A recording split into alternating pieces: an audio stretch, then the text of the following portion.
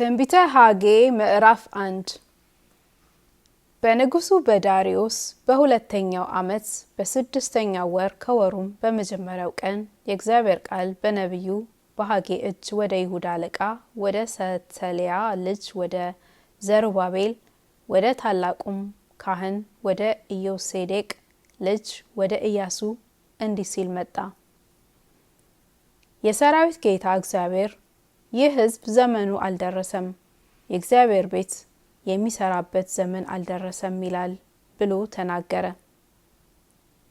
የእግዚአብሔርም ቃል ለነቢዩ በሐጌ እጅ እንዲህ ሲል መጣ።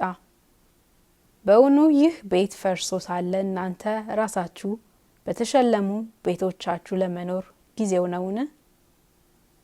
አሁንም የሰራዊት ጌታ እግዚአብሔር እንዲህ ይላል፣ ልባችሁን በመንገዳችሁ ላይ አድርጉ።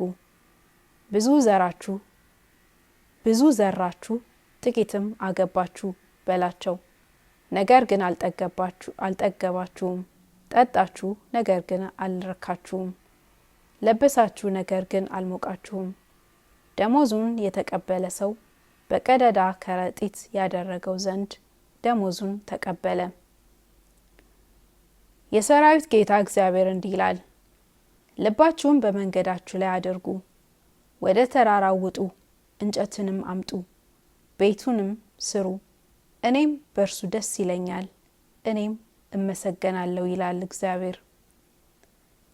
እናንተ ብዙ ነገርን ተስፋ አደረጋችሁ፣ እነሆም ጥቂት ሆነ። ወደ ቤትም ባገባችሁ ጊዜ እፍ አልሁበት። ይህ ስለምንድን ነው? ይላል የሰራዊት ጌታ እግዚአብሔር። እናንተ ሁሉ ወደ ቤታችሁ እየሮጣችሁ የኔ ቤት ፈርሶ ስለተቀመጠ ነው።